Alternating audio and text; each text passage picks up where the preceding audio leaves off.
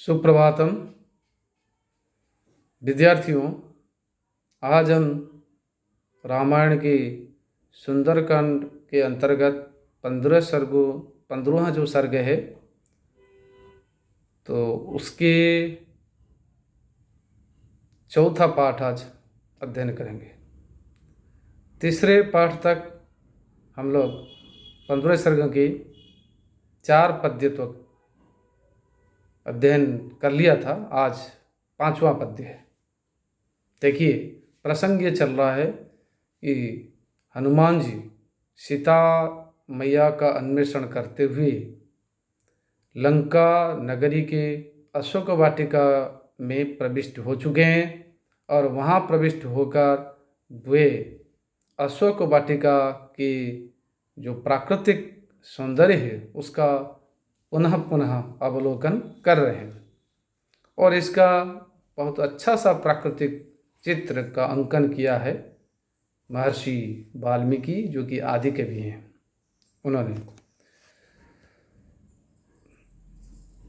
यह प्रकृति के जो परिणमन, प्रकृति के जो विपरिणमन, उसके कारण कौन है? ऋतु है। 6 ऋतु जो है हमारे, तो इस सारे ग्रीष्म, वर्षा, शरद, हेमंत, शीत और बसंत, ये 6 ऋतु वहाँ एक साथ मौजूद थे, उपस्थित थे अशोक वाटिका में।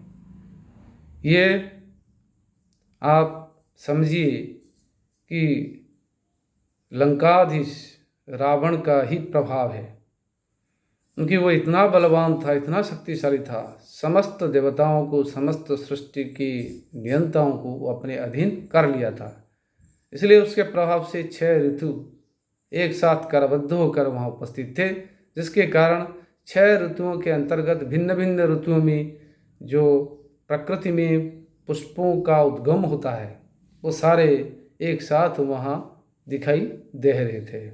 तो उसका चित्रण करते हुए वाल्मीकि कह रहे हैं, सर्वर्तु कुसुमैः रम्यैः फलभद्भिः चपादपैः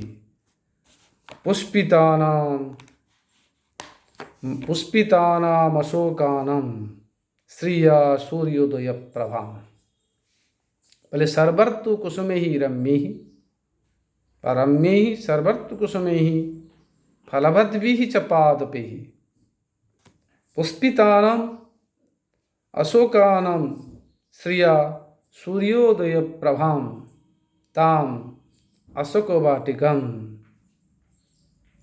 अपश्यत व अनुवैक्षत। बोले हनुमान जी ने उस अशोक वाटिका को देखा। वो अशोक वाटिका कैसी थी? बोले रम्य ही, अत्यंत रमणीय, अत्यंत सुंदरता को संधारण करने वाले, अपने नेत्र पे कह सकते हैं, अपने आँखों को अत्यंत अच्छे लगने वाले ऐसे सर्वर्तु कुसुमैः, समस्त ऋतुओं में उद्गम होने वाले फूलों के द्वारा, सभी ऋतुओं में, उन ऋतुओं में, जिन जिन ऋतुओं में जो जो पुष्पों का उद्गम होना चाहिए वो सारे पुष्प एक साथ वहाँ उद्गम हो रहे थे उन पुष्पों से। जैसे ग्रीष्म में शीर्ष पुष्प का उद्गम होता है, कमल शरद ऋतु में, हार श्रृंगार जैसे सर्दी के शुरुआत में। तो इस प्रकार अलग अलग जो पुष्प हैं, अलग अलग ऋतुओं में उत्पन्न होने वाले जो पुष्प हैं, उन पुष्पों से सुसमृद्ध था अशोक वाटिका का वह प्रदेश था। बोले सर्वत्र कुसुमैः रम्यैः, सुंदर पुष्पों से और फलभद्भिः चपादपैः, फूलों से युक्त रम्य सुंदर था और फलभद्भिः चपादपैः, उन फूलों से तो सुंदर थे वृक्ष और फलभद् भी, फल जो है अलग अलग ऋतुओं में अलग अलग फल आते हैं। जैसे आम्र फल का है गर्मी के समय में और सर्दी के समय में एप्पल है, और आप देखिए ताड़ जो है वो बरसात में है।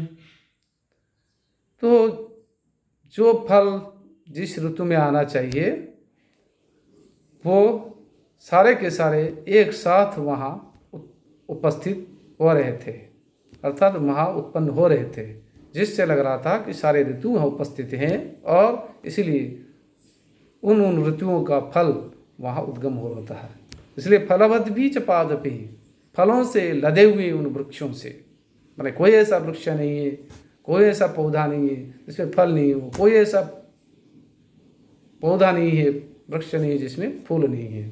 तो फूल और फलों से लदे हुए, सुसमृद्ध हुए ऐसे वृक्षों से युक्त जो अशोक वाटिका नगरी, वह अशोक वाटिका का जो उद्यान है वह सुंदर दिखाई दे रहा था। वह अशोक वाटिका सुंदर दिखाई दे रही थी, सुशोभित हो रही थी।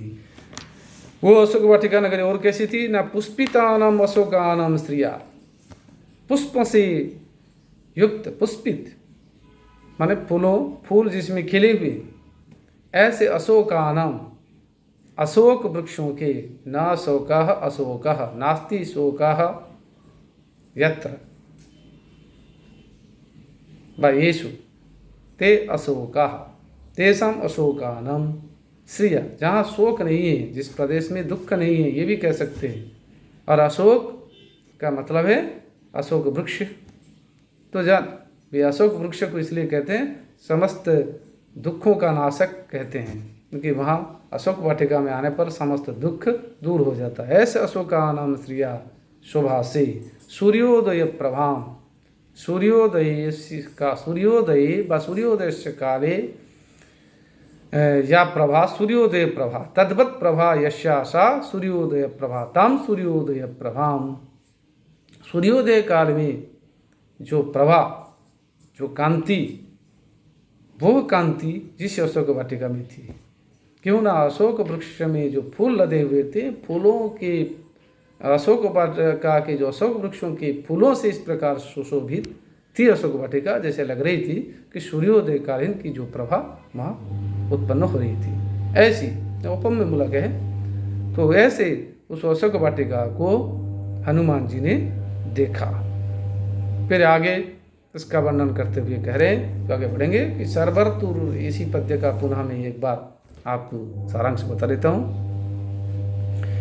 कि सर्वऋतु उद्गम, सर्वऋतु समुद्भव के ही सुंदर ही पुष्प ही फलैश्च युक्त ही वृक्ष ही पुष्पितानाम अशोकानाम वृक्षाणाम च जा श्री शोभा तया शोभया सूर्योदयकालीन प्रभामिव प्रभाम धारयन्तीं वा प्रभाम स्वीकुर्वन्तीं निजीकुर्वन्तीं ताम अशोक वाटिकाम श्री हनुमान अपश्यत। वे समस्त ऋतुओं में उत्पन्न होने वाले फूल और फलों से सुसमृद्ध वृक्षों से युक्त और पुष्पित अशोक वृक्षों की शोभा, अशोक वृक्षों की सब शोभा से सूर्योदय कालीन शोभा को धारण करने वाली उस अशोक वाटिका को हनुमान जी ने देखा। आगे देखिए, प्रदीप्तामिव तत्रस्थो मारुति समुदक्षत निष्पत्र शाखां विहगै क्रियमाणामिव सकृत्। बोले प्रदीप्तामिव तत्रस्थः मारुति प्रदीप्तामिव ताम समुदक्षत और निष्पत्र शाखां विहगै रम्यमाणामिव क्रियमाणामिव असकृत् समुदक्षत।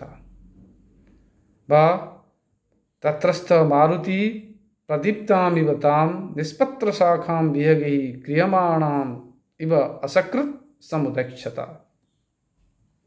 बोले प्रदीप्तामिव ताम, मारुति तत्रस्थ मारुति तत्र तिष्ठति इति तत्रस्थः, वहाँ रहते हुए मारुति, मरुतः अपत्यम पुमान मारुति, मरुत शब्द षष्ठी विभक्ति एकवचन मरुतः, मरुत जो वायु के पुत्र मारुति हनुमान जी ने, जैसे दशरथस्य अपत्यम पुमान दाशरथी, उसी प्रकार यहाँ मारुति बना हुआ है कि मरुत वायुदेव के पुत्र हनुमान जी ने क्या किया ना, वहाँ रहते हुए तो उस अशोक वाटिका को देखा।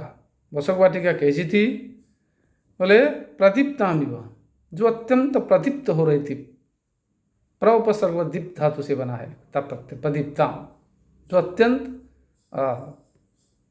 अत्यंत सुंदर चमक रही थी, ऐसी चमक धमक रही थी, ऐसी उस अशोक वाटिका को देखा। प्रदीप्तामिव उत्प्रेक्षा, मानो चमक धमक रही थी। उत्प्रेक्षा उपम्य मूलक उत्प्रेक्षा, मानो संभावना की जा रही, ऐसी समुदक्षता, सम उपसर्ग पूर्वक उत उपसर्ग पूर्वक इक्ष्य अवक्षणे व अवलोकने धातु से आत्मनिपदी में लंग लकार प्रथम पुरुष एक वचन समुदक्षता, देखा, अच्छी तरह देखा। और कैसे देखा? निष्पत्र शाखाम विहगेहि क्रियमाण में, विहगेहि निष्पत्र शाखाम क्रियमाणामिव असकृत समुदक्षता, न सकृत असकृत, बार बार असकृत बार बार। कोई इस तरह भी अर्थ निकाला जा सकता है कि क्रियमाणामिव असकृत, असमंता सकृत माने संपृक्त, लगे हुए व लग रहे थे, ऐसे भी कर सकते हैं, लेकिन असकृत अच्छा रहेगा। बार बार, न सकृत असकृत, सकृत एक बार, असकृत अनेक बार, बार बार उसको देख रहे थे। क्या देख रहे थे? किसको देख रहे थे? अशोक वाटिका को देख रहे थे। अशोक वाटिका कैसी दिखाई दे रही थी ना, विहगेहि निष्पत्र शाखाम क्रियमाणामिव, उत्प्रेक्षा, क्रियोत्प्रेक्षा अलंकार है। बोले पक्षियों के द्वारा निष्पत्र शाखाम निहि नास्ति वा निहि न संति पत्राणि शाखाश्च यस्याः सा निष्पत्र शाखा ताम निष्पत्र शाखा, जहाँ पत्ते और शाखाएं डालियाँ नहीं हो, ऐसी अशोक वाटिका मानो की जा रही थी। किसके द्वारा? पक्षियों के द्वारा। क्यों? पत्ते और शाखाएं क्यों नहीं है? कभी कल्पना, माने इतनी अधिक मात्रा में जहाँ क्या है, जिस अशोक वाटिका के जिन वृक्षों में पक्षी बैठे हुए हैं, उन पक्षियों से इतना भर गए, पत्ते और शाखाएं छुप गए, दुबक गए, पत्ते और शाखाएं दिखाई नहीं दे रही। तो इससे लग रहा है मानो उन्होंने पत्ते और शाखा विहीन कर दिया अशोक वाटिका को।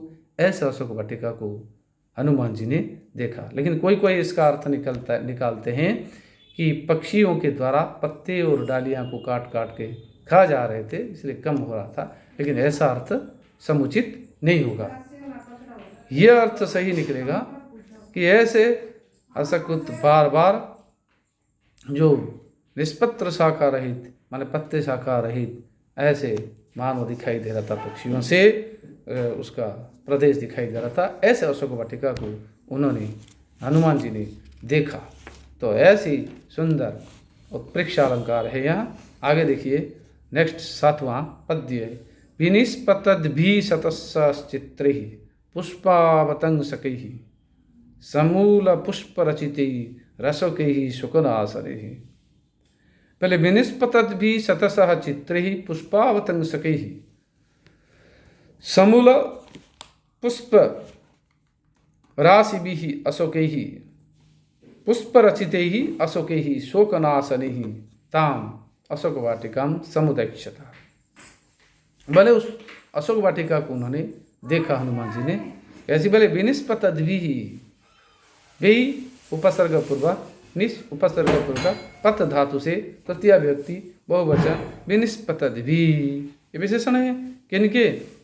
पुष्पावतंसक का विशेषण है। भले उन वृक्षों से विनिष्पत, विशेष रूप से जो वृक्षों से निकलकर झड़ रहे थे, गिर रहे थे, शतशः असंख्य संख्या में, चित्र ही चित्र विचित्र पुष्पावतंसक ही, फूलों के जो अवतंसक गुच्छ हैं उन गुच्छों से, समूल पुष्प ही, समूल पुष्प रचित ही, समूलम मूलेन सह वर्तमान समूलम, ऐसे पुष्प रचित ही, पुष्पों से रचित माने फूल जो है उनके जो डंठल है, केसर है आदियों से युक्त ऐसे हैं अशोक ही, अशोक वृक्षों से।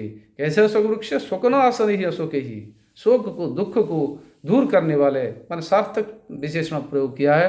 साई प्राय विशेषण से परिकर अलंकार भी कह सकते हैं। और अपना अनुप्रास भी कर सकते हैं। शोकनाशन ही अशोक ही, दुखों को नष्ट करने वाले अशोक वृक्षों से युक्त ऐसे उस अशोक वाटिका को हनुमान जी ने देखा।